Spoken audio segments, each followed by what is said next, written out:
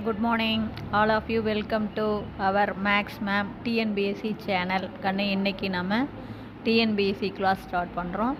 TNBSC நிறைய பேர் prepare பண்ணிகிட்டு இருக்கீங்க. அதில் மேக்ஸ் அப்படின்னாவே ரொம்ப கஷ்டம் அப்படின்னு ஃபீல் பண்ணுறீங்க. அப்படிலாம் ஒன்றும் இல்லை கண்ணு. மற்ற சப்ஜெக்ட்னால் கூட நீ நிறைய படிக்கணும். மேக்ஸ் அப்படிங்கும்போது கான்செப்ட் ஓரியன்டாக ஃபார்முலா இது பண்ணி படித்த அப்படின்னா டக்குன்னு ஈஸியாக மார்க் வாங்கிடலாம். மேக்ஸில் ஃபுல் மார்க் நீ அப்படியே வாங்கலாம்.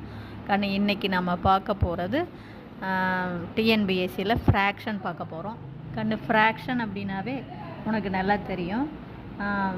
அதாவது நியூமரேட்டர் டினாமினேட்டர். ஃப்ராக்ஷன் அப்படின்னா என்ன டைப்பில் இருக்கும் அப்படின்னா சாமி இப்படி வந்து 2/5 இப்படி இருக்கலாம், சரியா? அதாவது நியூமரேட்டரில் ஒரு நம்பர், டினாமினேட்டர் ஒரு நம்பர். இது வந்து நம்ம பகுதியும்போம், இது தொகுதியும்போம்.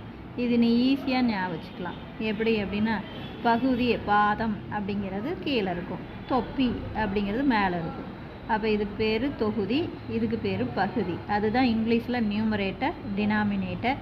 இதுதான் நமக்கு வந்து இப்படி வந்து பின்னம், நம்ம தமிழில் வந்து பின்னம்னு சொல்லுவோம். இப்படி இருந்தால் இதுக்கு பேர் வந்து நமக்கு ஃப்ராக்ஷன் அப்படின்னு பேர்.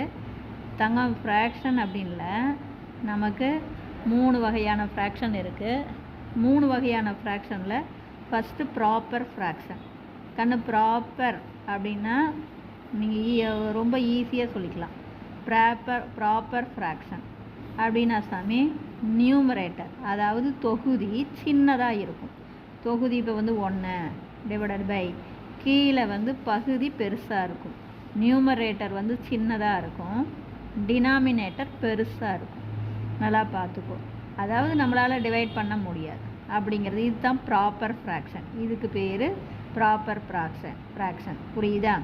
அதே இம்ப்ராப்பர் ஃப்ராக்ஷன் அப்படின்னு ஒன்று இருக்குது. இப்போ பாரு 2/7 எழுதலாம், அல்லது 3/5 எழுதலாம், அல்லது 5/8, எப்படி வேணாலும் எழுதிக்கலாம். இது வந்து ஃப்ராக்ஷன். தெரியுதா கண்ணு?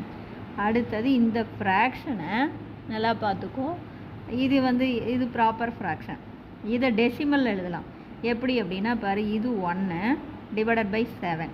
அப்போ 1 நம்ம 7ஆல் டிவைட் பண்ணணும்னு அர்த்தம். இப்போ 1ல் 7 இல்லை.